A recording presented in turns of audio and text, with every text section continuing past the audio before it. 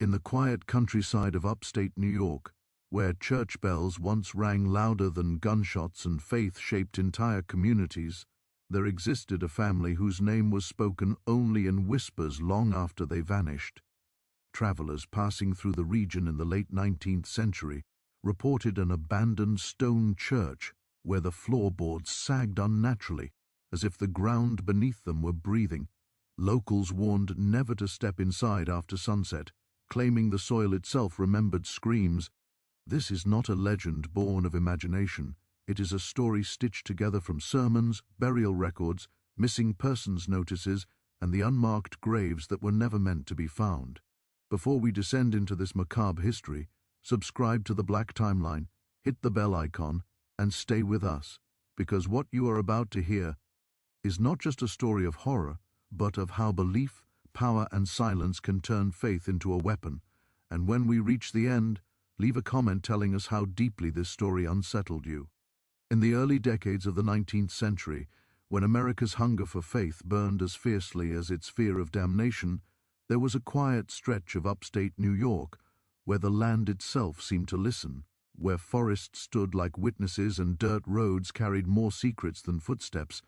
And it was there that the Ravencroft name first appeared, not in warnings, not in whispers, but in church ledgers and town records, written neatly beside words like donation, attendance, and revival. Because the Ravencrofts did not enter history as villains, they entered as answers, arriving during the height of the Second Great Awakening, when entire communities were convinced the end of days might come at any moment and salvation had to be seized with both hands before it slipped away. And Ezra Ravencroft understood this fear better than most, speaking with a voice that never rose yet never wavered, telling congregations that God demanded more than belief, he demanded purification, while his younger brother Silas stood beside him as proof of order and respectability, managing church affairs, collecting offerings, expanding influence, and ensuring that everything appeared clean, lawful, and blessed. And then there was Caleb, the youngest, the most unsettling, the one who claimed visions, who said God spoke not in comfort but in commands, whose eyes lingered too long on those who listened too closely. And together they founded what they called the Church of the Pure Spirit, a name that sounded harmless, even hopeful, promising a path free of corruption in a world that felt increasingly sinful, and people came willingly, families dressed in their best clothes, children clutching hymnals, farmers kneeling beside merchants, all believing they had found something rare and sacred, unaware that the church they were building above ground was only half the structure the Ravencrofts intended to raise, because even as sermons echoed through the wooden rafters and hymns filled the air, plans were already being drawn for what would exist beneath their feet, spaces never mentioned in public prayer, places justified only in private doctrine, for Ezra taught that sin was not merely forgiven but carved into the flesh, that the body remembered corruption even when the soul claimed repentance, and that true purity required struggle, discomfort, and discipline, ideas that did not sound dangerous at first, especially to people already accustomed to hardship, but slowly these teachings sharpened, moving from metaphor to method, from symbolic suffering to structured endurance. And as attendance grew, so did the church itself, expanding downward rather than outward. Cellars deepened under the guise of storage, stone foundations thickened, and no one questioned why the construction took so long or why iron fixtures were delivered after sunset, because the Ravencrofts had mastered the art of appearing transparent while revealing nothing, presenting themselves as men burdened by responsibility rather than ambition, and the community rewarded them with trust, a trust that allowed the brothers to separate followers into categories, those meant only to listen, and those deemed strong enough to be tested, though the word tested was never spoken aloud at first, replaced instead with gentler phrases like chosen, guided, and prepared, language that made obedience feel like honor. And for those selected, private meetings were arranged, doors closed, candles lit low, where Caleb would speak of divine refinement, of souls that could ascend only after being stripped of earthly weakness. And once someone accepted this logic, once they agreed that pain might be holy, the final barrier had already fallen. because the Ravencrofts understood something deeply dangerous, that belief, once bent, does not snap back easily, and while above ground the church sang of mercy and redemption, below ground the first rooms took shape, narrow, unfinished, unnamed, waiting not for sinners, but for believers. And it is important to understand that, at this stage, no screams echoed through the floorboards, no bodies lay hidden in the soil, because horror rarely begins with violence. It begins with permission, with the quiet agreement that some things are necessary and others are best left unquestioned, and that is why the early years of the Church of the Pure Spirit left no visible scars, no police reports, no public accusations, only a growing sense among outsiders that something about the Ravencrofts felt intense, unsettling, too controlled, yet still not enough to justify suspicion in a time when zeal was celebrated and doubt was treated as weakness, and so the church thrived, its congregation swelling, its reputation spreading across counties, praised as a place of discipline in an undisciplined age. And as more people arrived seeking purification, the Ravencrofts smiled, because the foundation, both spiritual and physical, was complete, and what would follow would be built not with bricks alone, but with silence, fear, and faith twisted just far enough that no one would recognize it until it was far too late. And before we go any deeper into what happened beneath that church, beneath those floorboards that would one day be torn open to reveal truths too heavy to rebury, subscribe to the Black Timeline, hit the bell icon, and stay with us until the end, because this is not just a story of a family or a church, it is a warning written in blood and belief. And when this chapter closes, leave a comment telling us how unsettling this beginning already feels, because the true darkness of the Ravencroft legacy has only just begun. Continuing from that quiet moment when the Ravencroft foundation, both spiritual and physical, was finally set, the second phase of their work unfolded, not with screams or sudden brutality, but with structure, routine, and an almost bureaucratic patience that made what followed far more dangerous, because once the congregation accepted the idea that purity required discipline, Ezra Ravencroft began refining the doctrine with careful precision, delivering sermons that focused less on salvation and more on contamination, describing sin as something that lingered in the body long after repentance, clinging to nerves, muscles, and breath itself. And he spoke of the soul as a house that could not be cleansed merely by prayer if the walls themselves were rotting, language that resonated deeply in a community already conditioned to view hardship as virtue, while Silas quietly reorganized the church's internal hierarchy, dividing members into circles of devotion that determined who attended which meetings, who received private instruction, and who was invited to remain after services for what were described as spiritual consultations, sessions that began innocently enough. Prayers spoken in low voices, questions about doubt and temptation, confessions encouraged rather than forced, but which slowly introduced the idea that true believers should welcome discomfort as evidence of God's attention, and those who hesitated were never scolded or punished, merely told they were not yet ready, a tactic that transformed resistance into shame and made acceptance feel like advancement, while Caleb, increasingly withdrawn from public sermons, focused almost entirely on these inner circles, claiming that God revealed different truths to different souls, and that some were chosen not to be comforted, but to be refined. And it was during this period that the church basement ceased to be referred to as storage, even in private, instead becoming the lower rooms, a phrase spoken with reverence, as though descending were a privilege rather than a warning, and members selected for these lower meetings were instructed to fast beforehand,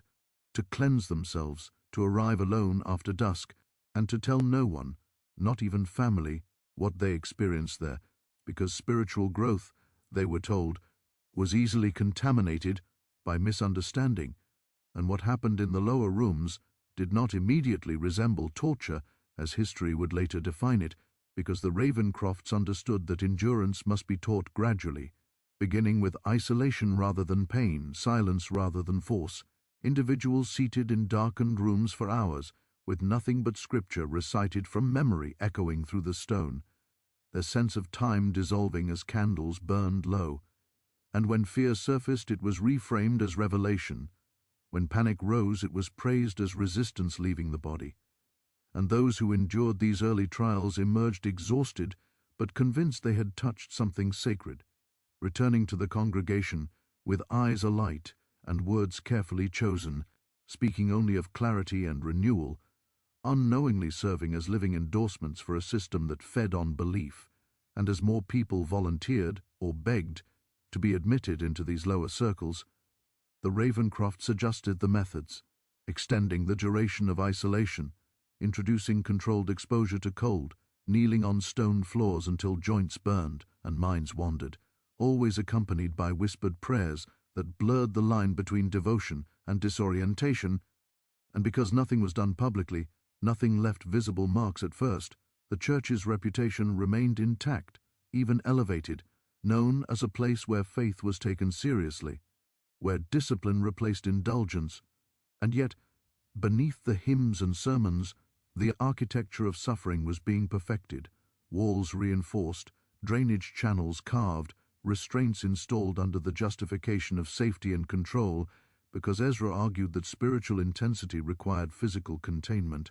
and Silas ensured that every addition was recorded as maintenance or improvement, receipts filed, labor paid, nothing left undocumented except the purpose. And it was here that the Ravencrofts crossed the threshold from manipulation into something far more irreversible, because once pain was introduced, not as punishment but as sacrament, the logic became self-sustaining.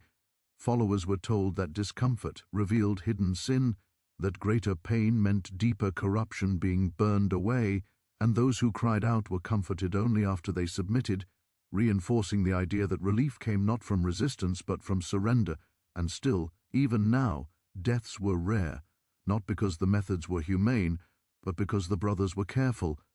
observing limits, learning thresholds, documenting reactions in coded language that blended scripture with anatomy, treating bodies as instruments through which faith could be measured, and when someone collapsed or broke, it was explained as weakness rather than warning, quietly removed from the inner circle and returned to the congregation with instructions to remain silent for the good of the church. And most obeyed, because by then their identity was entangled with the Ravencrofts' approval, and to speak out would mean admitting not only abuse, but doubt, a sin worse than suffering in a world where belief defined worth. And as months turned into years, the lower rooms expanded again, not just in size but in purpose, with separate chambers designated for fasting, restraint, and what Caleb described as purification trials, each more severe than the last, yet always introduced as voluntary, always framed as an honor. And the brilliance of the system lay in how responsibility dissolved, because participants believed they chose their own suffering, and the community believed those chosen were spiritually strong, and the Ravencrofts believed themselves instruments rather than authors, servants of a divine process that demanded escalation, and above-ground life continued uninterrupted. Children were baptized, marriages celebrated, harvests blessed, sermons preached about love and mercy that sounded sincere because, to the brothers, they were sincere, just incomplete without what happened below. And it was during this period, this long, methodical middle stage, that the first disappearances occurred, not sudden enough to spark alarm, not frequent enough to form a pattern. Individuals who stopped attending, families told their loved ones had been sent to distant congregations for advanced service, letters forged, records adjusted, and the community accepted these explanations because they wanted to, because acknowledging the alternative would require confronting a truth too destabilizing to bear, and so the Ravencroft Church became a closed system, faith feeding fear, fear feeding obedience, obedience feeding silence. And beneath it all, beneath the carefully maintained illusion of holiness, the ground absorbed its first secrets, not yet the mass graves of later years, but isolated burials, concealed beneath stone and soil, justified in private prayer as souls released from corrupted flesh. And with each burial, the Ravencroft certainty hardened, because nothing reinforces belief like surviving the consequences of violating it. And as they stood above those hidden chambers, listening to hymns echo through the sanctuary, they believed, truly believed, that they were building something eternal, unaware or unwilling to acknowledge that what they were perfecting was not purification,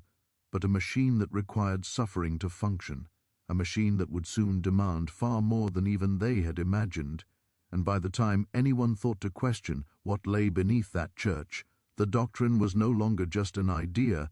it was embedded in stone, written into bodies, and protected by an entire community that had been taught patiently and thoroughly how not to see. As the Ravencroft system matured and the congregation's silence thickened into habit, the third phase unfolded with a confidence that came only after years of unchecked control, because, once suffering had been normalized and obedience reframed as holiness, the brothers no longer needed to persuade. They only needed to organize, and so the lower rooms evolved into something colder, more deliberate, no longer improvised spaces of endurance, but a network of chambers designed for specific outcomes, each corridor angled to muffle sound,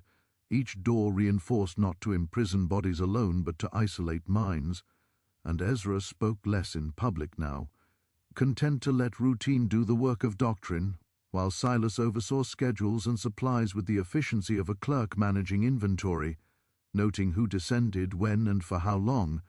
transforming human presence into data points that could be moved and erased. And Caleb, increasingly consumed by his visions, took on the role of interpreter,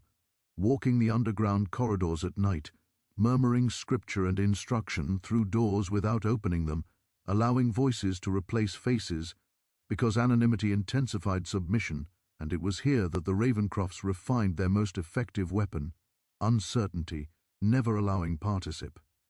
And to know the full structure of the lower chambers, never letting them see beyond the room they occupied, because when space is fragmented, so is resistance, and what began as voluntary purification hardened into expectation. Those who had endured earlier trials were told their progress obligated them to greater sacrifice, that turning back now would undo everything already endured, and so people returned again and again, descending deeper, not because they wanted to suffer, but because they feared the meaning of stopping. And in this way the church created its most reliable participants, those who believed their pain had already invested them too deeply to question the process, and the Ravencrofts rewarded this devotion selectively, granting moments of warmth, whispered praise, brief contact, relief carefully rationed to ensure gratitude never faded. And as the chambers filled more frequently, the brothers adjusted the methods, introducing restraint not as punishment, but as protection.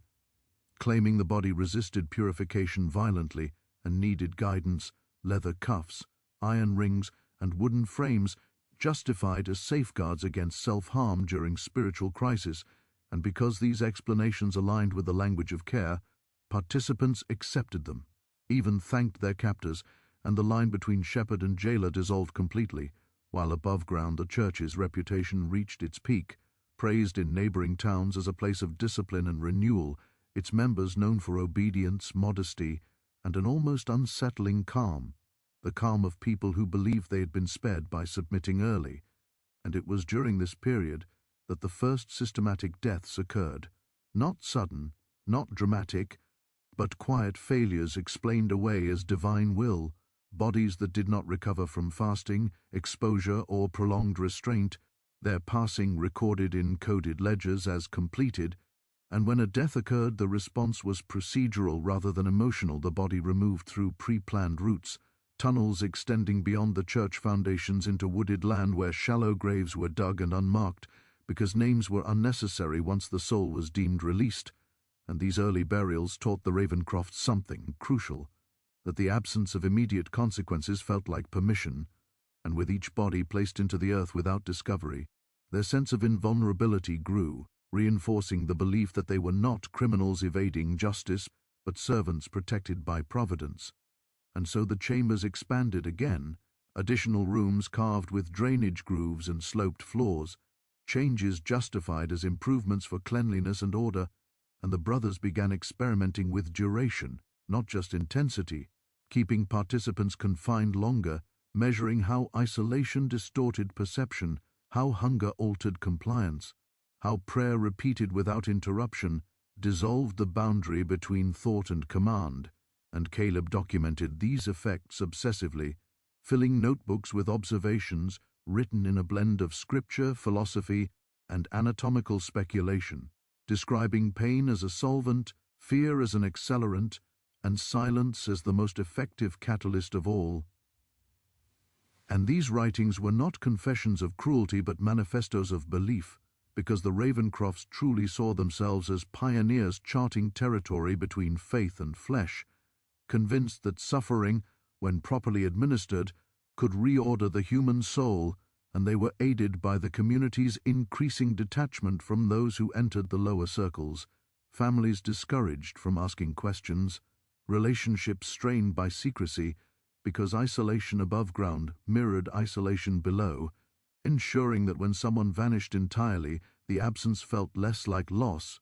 and more like inevitable progression, and still, no alarm was raised, because the disappearances were staggered, spread across years, hidden beneath layers of explanation, relocation, illness, divine calling, and in a society accustomed to mortality and mobility,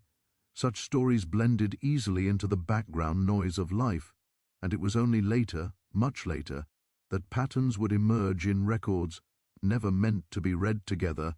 but at the time, the Ravencroft's power was absolute within the church walls, unchecked by law or conscience, and it is important to understand that they did not operate in constant frenzy or rage, because cruelty that lasts requires calm, and their greatest strength was patience, the ability to wait, to escalate slowly, to let doctrine do the work of force. And as years passed, the lower chambers became not merely places of purification but of selection, where those who survived were tested again, pushed further, some promoted to assist, to observe, to restrain others under the justification of service, turning victims into participants, blurring responsibility, until no one could claim innocence without indicting themselves. And this was, perhaps, the most irreversible transformation of all, because once members took part in administering suffering, however indirectly, the possibility of collective exposure diminished, each person bound to the secret by their own actions, and the Ravencrofts understood this dynamic instinctively, cultivating complicity as carefully as belief, and so the Church descended into a closed ecosystem where pain validated faith, secrecy preserved order, and death became a statistic rather than a sin. And yet, even now, even as the ground beneath the sanctuary absorbed more remains, the brothers believed they were approaching something pure, something final, unaware that the very system they perfected would one day betray them, not through rebellion or revelation, but through the slow, inevitable erosion of structures built to hide what should never have existed, because stone cracks, records surface, and silence, no matter how deeply embedded, cannot hold forever, and by the time the Ravencrofts sensed the first tremors of that coming collapse, the underground chambers had already consumed too many lives to be dismantled quietly, ensuring that when the truth finally emerged, it would do so not as a confession, but as an excavation. As the underground chambers solidified into a permanent machinery of suffering and belief, the fourth stage of the Ravencroft legacy unfolded with an even colder precision, because by this point the brothers were no longer experimenting to discover limits, they were refining a system they believed was already divinely proven, and this refinement came through what they called understanding, an obsessive effort to explain, categorize, and justify every scream, every collapse, every death, as part of a measurable spiritual process, and it was here that the language of science fully entered the doctrine, not as an external influence, but as a shield, allowing the Ravencrofts to clothe brutality in structure and inevitability, for Ezra began preaching sermons that framed the human body as a flawed instrument, one that responded predictably under pressure, while Silas quietly acquired medical texts, anatomical sketches, and journals from traveling physicians, none of which were forbidden at the time, but all of which were stripped of ethics once they reached the lower chambers, and Caleb, whose visions had grown darker and more fragmented, began merging scripture with physiological observation, recording how long a body could endure cold before the mind detached, how deprivation altered prayer into delirium, how repetition fractured identity, and these observations were not hidden out of shame but preserved with reverence, bound in leather and stored carefully, because the brothers believed they were creating knowledge that future generations of the faithful would one day inherit, and this belief hardened them against doubt, because doubt would mean admitting that the suffering they caused was not purposeful but Strauss, a conclusion they could not allow themselves to reach, and so the Church entered a phase where suffering was no longer merely endured but optimized, sessions timed precisely, restraints adjusted for maximum compliance without immediate death, environments manipulated through light, darkness, heat and cold, all under the justification of guiding the soul towards surrender. And what made this stage especially lethal was that the Ravencrofts began pushing beyond recovery, no longer satisfied with participants emerging broken but alive, because survival was now seen as evidence that purification was incomplete, and death, when it occurred, was interpreted as success, the ultimate release from corrupted flesh. And with this shift came a chilling calm, a sense of finality that stripped even the pretense of mercy from the lower chambers, because once death became acceptable, it became easier, and the brothers began selecting participants not for their strength but for their vulnerability, those already weakened by grief, illness, or guilt, people whose disappearance would provoke fewer questions. And as these selections became more deliberate, the Ravencrofts refined their external deceptions as well, crafting letters announcing distant missionary work, inventing illnesses that required isolation, spreading narratives that transformed disappearance into sacrifice, and the community, long trained not to question, absorbed these explanations without protest, because by now fear had replaced faith as the binding force, fear of being chosen, fear of being excluded, fear of being exposed, and this fear seeped into daily life, shaping conversations, friendships, even family bonds, as people learned to avoid topics that lingered too close to the truth, and above ground, the Church responded by intensifying its public displays of righteousness, increasing charitable acts, hosting revival gatherings, drawing visiting preachers who saw only order and devotion, never allowed near the lower rooms, and this public holiness served as camouflage, because it is difficult to accuse a place of atrocity when it feeds the poor, shelters the sick, and sings louder than anyone else on Sunday mornings, and still, beneath that noise, the ground continued to receive its dead, graves layered closer together now, soil compacted by repetition, bones, sometimes placed hurriedly when weather threatened exposure. And it was during one such burial that the Ravencrofts encountered their first true threat, not discovery, but instability, because the sheer volume of bodies began to compromise the structural integrity of the land beneath the church, subtle at first, floors creaking where they had not before, stones settling unevenly, cracks appearing along walls that Silas dismissed as normal wear. Yet something deeper had shifted, because systems built on secrecy cannot withstand excess, and the Ravencrofts' appetite for purification had outgrown their ability to conceal it perfectly, and even as they noticed these signs, they dismissed them as tests rather than warnings, convinced that faith would hold what stone might fail, and it was in this atmosphere of overconfidence that the most disturbing transformation occurred, the erosion of individuality among those still living within the Church's orbit, because by now members spoke in the same phrases, expressed doubt in identical language, confessed sins that sounded rehearsed, as though the doctrine had flattened them into reflections of one another. And this uniformity reassured the brothers, because difference breeds resistance, while sameness breeds stability, and so they encouraged it, discouraging personal interpretation of Scripture, insisting that truth flowed downward through authority rather than upward through experience, and the Church became less a congregation than an organism, one mind, one purpose, sustained by the unseen suffering beneath it, and yet cracks continued to form, not only in stone but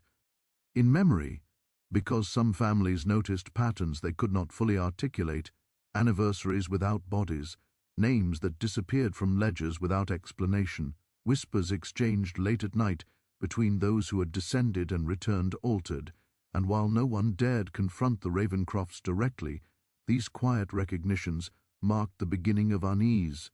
a tension that hung over gatherings like fog, sensed but unspoken, and the brothers felt it too, responding by tightening control, increasing surveillance,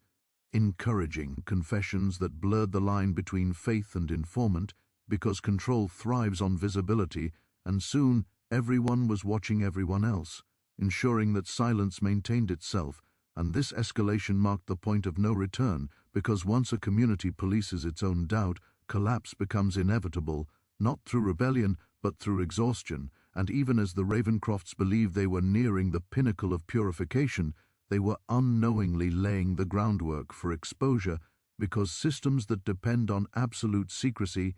cannot survive expansion, and the Church, swollen with both belief and bodies, had grown too large, too heavy, to remain hidden forever, and as the weight beneath the floorboards increased,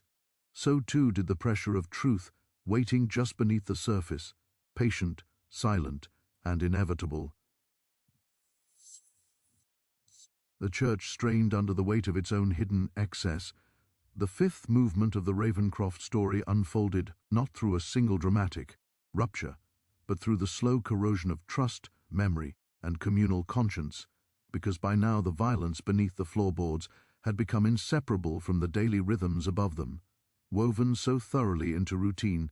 that even those who sensed something wrong could no longer imagine a clean way to confront it. And this was precisely the environment in which the Ravencrofts thrived, for they had learned that fear is most effective when it feels shared, when no single person believes themselves innocent enough to speak without consequence. And so they cultivated a culture where everyone carried a fragment of the secret, some through direct participation, others through willful ignorance, and many through the quiet guilt of having noticed patterns and chosen comfort over confrontation. And Ezra addressed this growing unease from the pulpit without naming it, delivering sermons about collective responsibility, warning that God punished entire communities for the sins of a few, language that transformed suspicion into self-censorship, because questioning the Church now felt like endangering neighbors, children, and the fragile moral order holding the town together. And Silas reinforced this atmosphere administratively,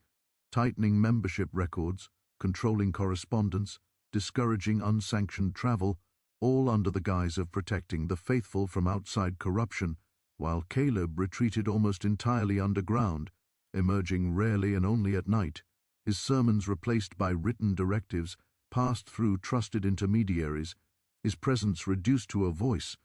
a symbol, a reminder that the lower chambers remained active even when unseen. And it was during this period that the Ravencrofts began deliberately engineering forgetfulness, not just through silence but through narrative replacement,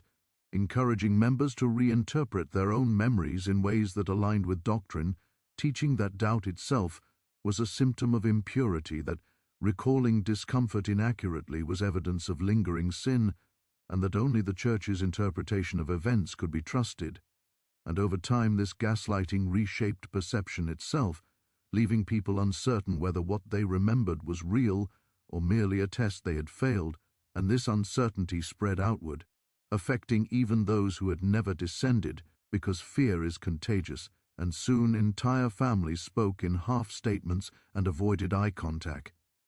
When certain names were mentioned, children were taught not to ask questions about those who had moved on, and absence became normalized, woven into the social fabric as something sad but necessary, and yet, beneath this enforced calm, fractures widened, because the human mind resists erasure, and whispers began circulating in places the Ravencrofts could not fully control, at riverbanks, in barns, during long walks between farms, fragmented stories exchanged cautiously, always ending with the same unfinished thought: something was wrong. And these whispers did not immediately threaten the Church, but they unsettled it, because control depends on certainty, and uncertainty, even unspoken, introduced instability. And the brothers responded by escalating both punishment and reward, intensifying the contrast between those who complied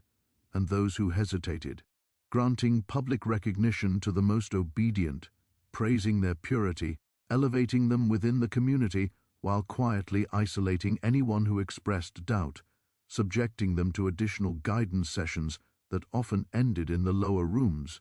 And in this way fear was recentered, reminding everyone that safety lay not in truth but in alignment. And still, the system showed signs of strain because the volume of bodies beneath the church had reached a point where concealment required increasingly elaborate measures, graves dug deeper, bones relocated, soil compacted and recompacted, and this constant disturbance of the earth began to attract attention in subtle ways. Crops near the church growing unevenly, patches of ground sinking slightly after heavy rain, animals refusing to graze in certain areas, signs dismissed publicly as coincidence but privately noted with growing concern, and Silas ordered additional reinforcements to the foundation, framing them as improvements to ensure the church's longevity, but each repair only delayed the inevitable because the truth was not just buried, it was pressing upward, and even as the Ravencrofts sensed this pressure, they interpreted it not as warning but as confirmation, believing that opposition, whether physical or spiritual, meant they were approaching something significant, something transformative, and this belief drove them further, pushing the boundaries of what they considered acceptable, because once a system justifies its own escalation, restraint becomes impossible, and it was during this dangerous convergence of fear, belief, and excess that the community itself began to change in ways that could not be fully controlled, because silence, maintained too long, begins to curdle into resentment. And some members, especially those who had lost relatives, began withdrawing emotionally, attending services out of obligation rather than devotion, their compliance hollow, their eyes distant, and this emotional disengagement frightened the Ravencrofts more than open rebellion ever could,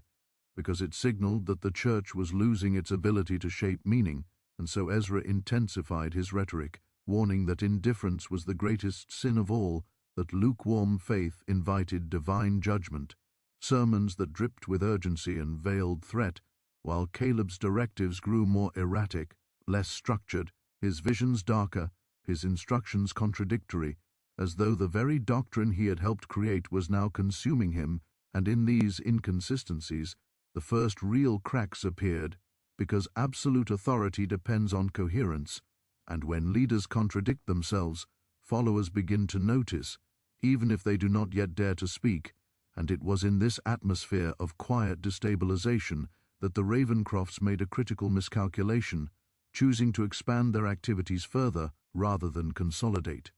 bringing in outsiders from neighboring regions under the guise of advanced purification,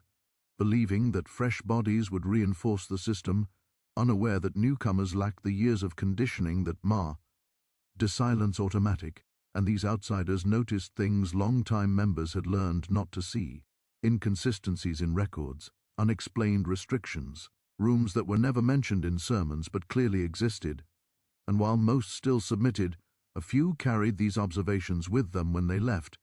fragments of truth escaping the closed ecosystem of the church for the first time, and although these fragments did not yet coalesce into accusation, they planted seeds of curiosity beyond the Ravencroft's control, seeds that would lie dormant until circumstances allowed them to grow. And so the church entered its most fragile stage, still functioning, still feared, still revered by many but no longer sealed, its secrets leaking slowly through the cracks created by overreach, exhaustion, and the simple human refusal to forget entirely. And as the Ravencrofts pressed forward, convinced that greater devotion would restore stability, they failed to recognize that the system they had built required constant escalation to sustain itself, and escalation, by its very nature, accelerates collapse, because every additional secret increases the burden on silence, and silence, no matter how deeply enforced, cannot bear infinite weight, and so the church stood, outwardly unchanged, bells ringing, hymns sung, sermons delivered, while beneath it the ground shifted, memories stirred, and the inevitability of exposure drew closer with every breath, waiting not for confession or revolt, but for the moment when concealment itself would become physically impossible. As the weight of secrecy grew heavier than the stone foundations meant to contain it, The sixth phase of the Ravencroft story arrived not with revelation, but with deterioration. The slow, undeniable failure of structures, both physical and psychological, that had been pushed beyond their limits for far too long. Because systems built on silence do not collapse cleanly, they decay unevenly, revealing themselves in fragments that are easy to dismiss individually but impossible to ignore once they begin to converge.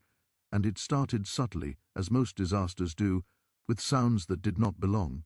Floorboards that groaned even when no one walked across them. A faint but persistent odor that lingered in the sanctuary after rain. Something metallic and sweet that hymn smoke could not fully disguise.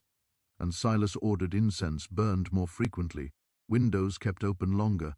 explanations offered casually about damp soil and aging construction, yet even he could not ignore the way the ground responded now, settling unevenly, sinking in places where graves lay too close together,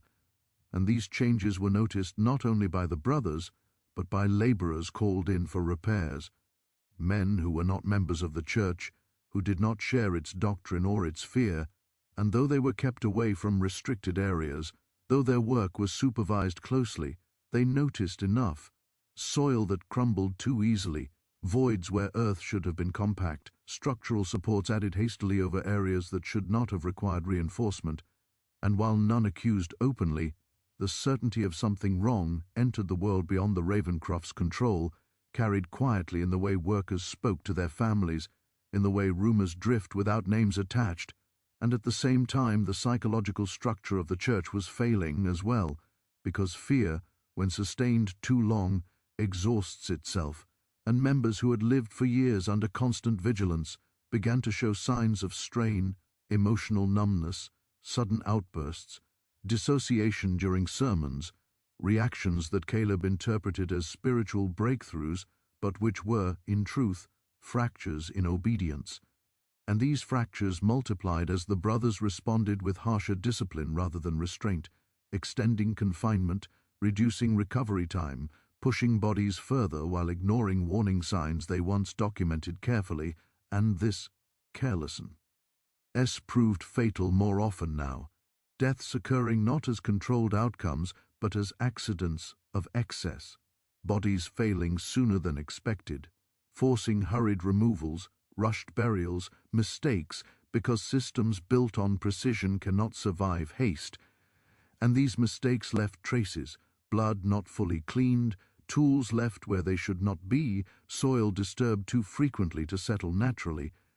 And it was during this period of acceleration that the church crossed the threshold from concealed atrocity into impending exposure, because too many variables were now out of alignment to manage indefinitely, and the Ravencrofts sensed this, though they interpreted it through their doctrine, convinced they were entering a final, climactic phase of purification, believing opposition, decay, and resistance were signs of imminent transcendence rather than collapse. And this belief drove them to intensify rather than retreat, a decision that sealed their fate, because when an already strained structure is subjected to greater pressure, it does not strengthen, it breaks, and the breaking point came not from an external investigation but from a practical necessity, when an unusually harsh winter damaged the church foundation severely enough that local authorities were notified as a matter of safety, inspectors called not to question doctrine but to prevent collapse, and this mundane concern proved more dangerous than any moral inquiry could have been, because inspectors were not bound by faith or fear, and they followed physical evidence rather than explanations, noting subsidence patterns inconsistent with age alone, ordering floorboards lifted to assess damage, and it was here, in this moment of forced exposure, that silence finally failed, because the truth was not revealed by testimony but by matter itself, the earth refusing to remain compact, the wood giving way, the void beneath exposed, and when the first section of flooring was removed, the smell escaped fully for the first time, undeniable, unmistakable, carrying with it the weight of years that could no longer be hidden, and beneath the boards lay not a simple foundation issue, but evidence of deliberate excavation, chambers where none should have existed, walls stained by use rather than age, and then the remains, human bones, too many, arranged not as burial but as disposal, and this discovery halted the inspection immediately, drawing attention that the Ravencrofts could no longer deflect with doctrine or charity, and as word spread, confusion rippled through the community, shock mingled with denial, because the revelation did not arrive as a story but as a physical fact, something that could be seen, smelled, and touched, stripping away years of explanation in an instant. And in that moment, the Ravencroft system collapsed inward, members scrambling to distance themselves, to reinterpret their own silence as ignorance, to deny what they had suspected but never confirmed, while the brothers themselves vanished from public view, Ezra retreating into prayer, Silas focused on destroying records, Caleb disappearing entirely into the lower chambers one final time, and authorities moved slowly at first, uncertain how to proceed against a church so deeply embedded in the community, but the evidence left them little choice. More boards lifted, more chambers revealed, each discovery compounding the horror, revealing not a single incident, but a sustained operation spanning years, perhaps decades, and the community watched as the place they had defended was dismantled piece by piece, forced to confront the reality that the ground beneath their worship had been a repository for suffering all along. And this confrontation did not produce immediate clarity or justice, because trauma rarely does. Instead, it produced confusion, grief, anger, and a desperate search for explanations that would preserve some fragment of meaning. And in that chaos, the Ravencroft slipped away, whether by design or by fate. Sheer impossibility of immediate arrest remains unclear, but their absence became another wound, denying the community closure even as the truth emerged, and as investigators catalogued remains, counted bodies, attempted to reconstruct identities from fragments of clothing and bone,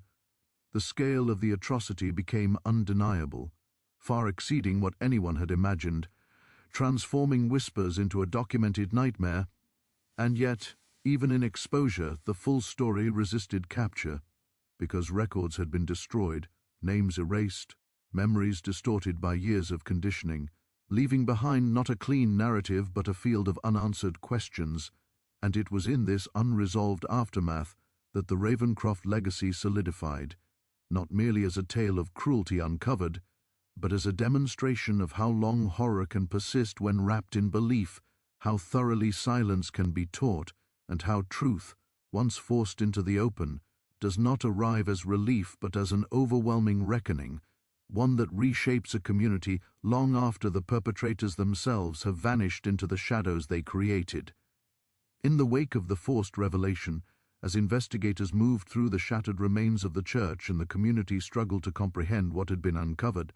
the seventh phase of the Ravencroft story unfolded not as a clean reckoning, but as a long, disorienting aftermath in which truth proved far more difficult to live with than ignorance had ever been, because once the chambers were exposed and the bones catalogued, the horror did not end. It diffused, spreading outward into every household, every memory, every decision that had been made under the shadow of belief.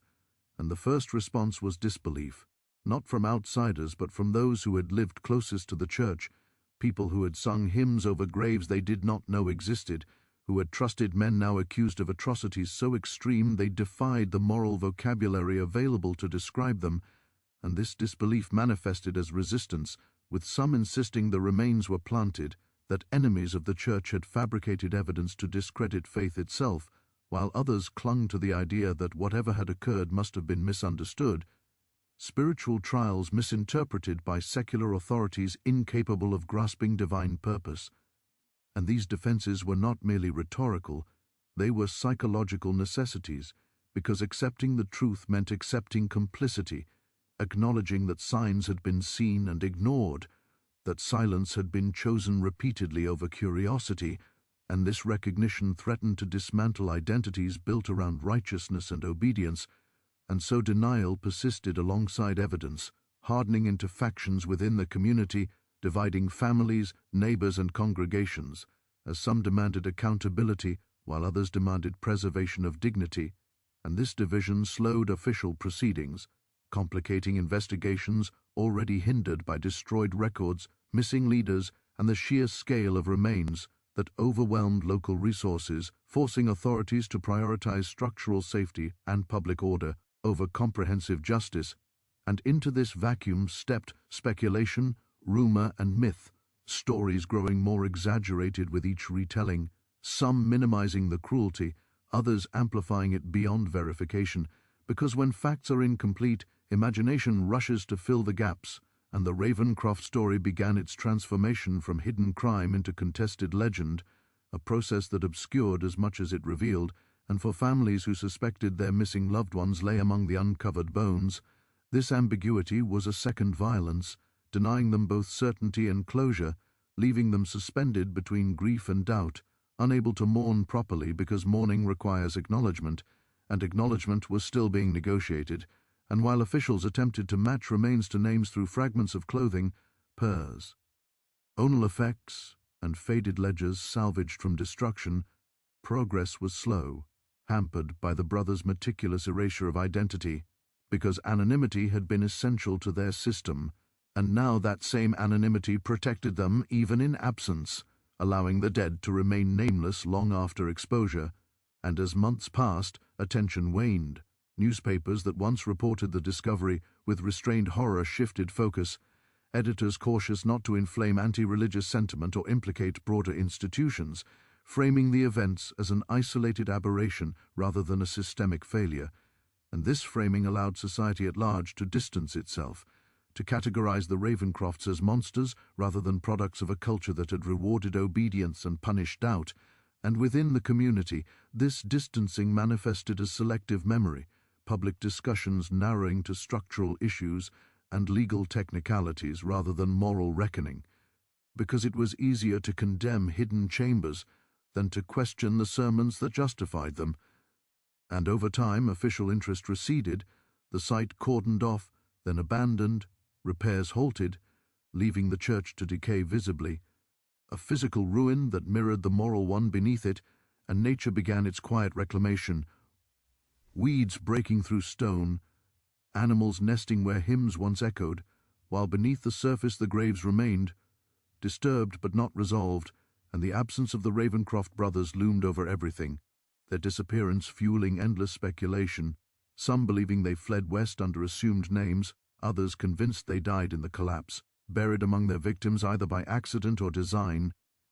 theories multiplying because the truth, whatever it was, had not been witnessed.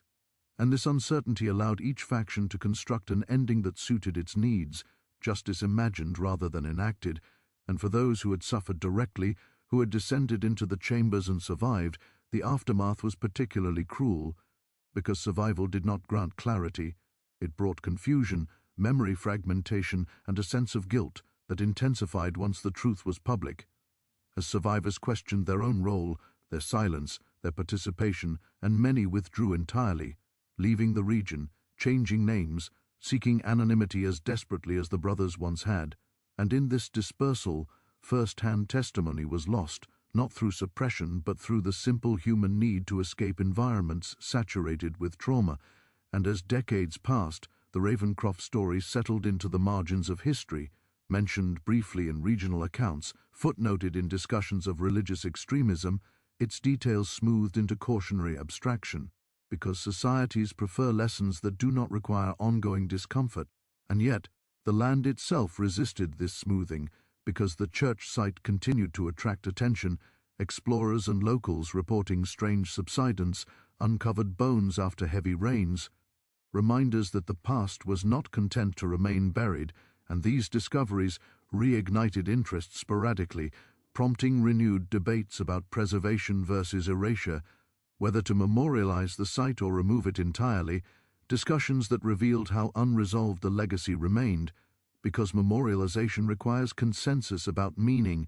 and consensus had never been reached, and beneath these debates lay the deeper, more unsettling realization that the Ravencrofts had not relied on extraordinary evil to accomplish their crimes, but on ordinary human tendencies, trust in authority, fear of exclusion, desire for meaning, reluctance to confront uncomfortable truths,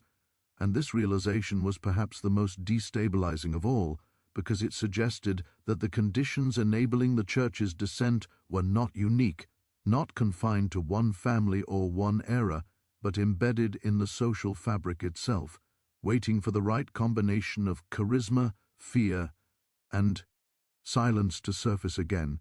And as the years wore on, The physical site deteriorated further, its stones repurposed, its name avoided, while the memory of what occurred became fragmented, passed down in partial warnings and half-told stories, and this fragmentation ensured that the Ravencroft legacy persisted not as a clear historical account, but as a shadow, shaping local culture through absence, influencing behavior without being openly acknowledged, a reminder that exposure alone does not dissolve harm, that uncovering truth is only the beginning of reckoning, and that without sustained engagement, even the most horrifying revelations risk being absorbed into the background noise of history,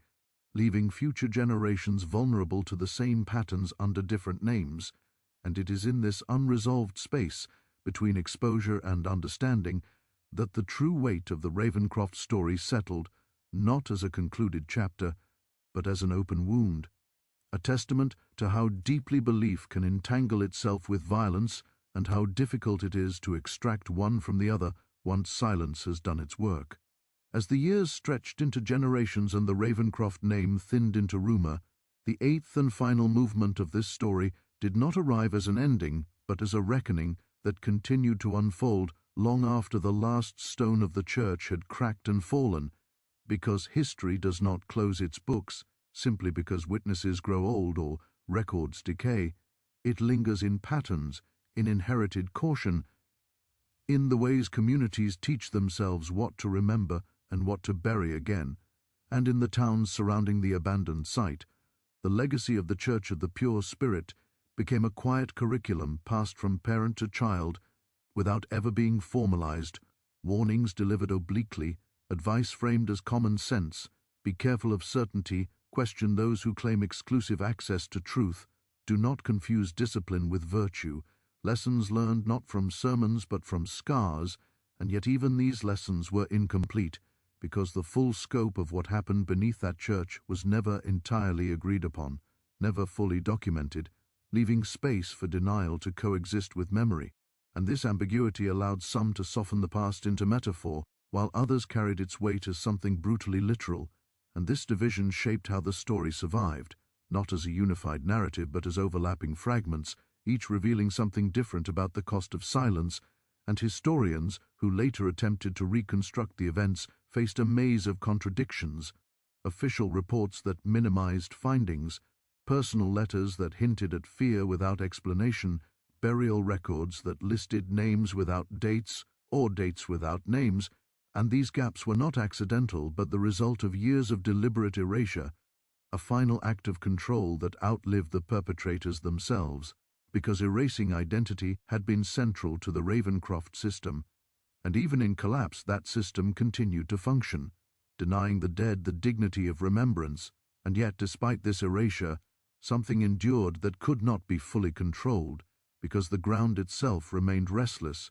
yielding fragments after storms, revealing bones to farmers decades later, reminders that the past was not content to be transformed into allegory, and each rediscovery forced a renewed confrontation, brief and often resisted, but unavoidable, with the reality that the atrocity had not been imagined, exaggerated, or misinterpreted, but lived, and these moments of confrontation accumulated quietly, shaping local consciousness in ways that never made headlines but altered behavior nonetheless, encouraging skepticism toward charismatic authority, caution toward insular institutions, and an unease with doctrines that framed suffering as necessary or redemptive. And beyond the local impact, the Ravencroft story became a case study for those willing to look closely. Scholars examine how religious language can be weaponized, how incremental normalization of harm dissolves moral boundaries, how communities can be trained to protect systems that endanger them, and in these analyses, the brothers were no longer exceptional monsters but extreme expressions of familiar dynamics, and this reframing was unsettling because it suggested that the horror was not confined to one place or time, but latent wherever belief is elevated above accountability, wherever obedience is praised without scrutiny, and wherever silence is rewarded as loyalty. And perhaps the most enduring consequence of the Ravencroft legacy was this shift in understanding, the recognition that evil does not always announce itself with chaos or cruelty, but often arrives dressed as order, discipline, and care, asking only that questions be postponed for the sake of unity, and the community, having lived through the consequences of such postponement, carried that awareness forward unevenly, sometimes resisting similar patterns, sometimes repeating them under new names, because learning is not linear and history rarely grants immunity. And in this way the Ravencroft story never truly ended, it simply changed form, influencing decisions made far from the original site, echoing in debates about authority, faith, and responsibility, serving as a reminder that uncovering the truth is not the same as understanding it, and that understanding requires sustained attention, the kind that resists the comfort of closure, and for those who continue to study the case, to visit the overgrown remains, to read the fragmented records and listen to the half-remembered stories. The experience is less about uncovering new facts than about confronting an enduring question. How much suffering can be hidden in plain sight before it becomes invisible? And what does it say about us when we accept that invisibility as normal? And this question lingers because it has no final answer, only implications, shaping how we respond to authority, how we treat discomfort, how we decide when to speak and when to remain silent. And it is here, in this unresolved space between past and present, that the true legacy of the Ravencroft family resides, not in the chambers they built or the graves they filled, but in the enduring challenge they pose to anyone willing to listen, a challenge to examine belief, not only for what it promises, but for what it permits, to recognize that vigilance is not cynicism, but responsibility, and to remember that the most dangerous horrors are not those that shock immediately, but those that teach us, patiently and persuasively, how not to look. And if this story has stayed with you, if it has unsettled you or forced you to reconsider how easily certainty can be manipulated, then subscribe to the Black Timeline, hit the bell icon so you don't miss future explorations into history's darkest corners, and leave a comment telling us how deeply this story affected you, because remembering these narratives and engaging with them honestly is the only way to ensure that what was once buried in silence is never allowed to grow there again.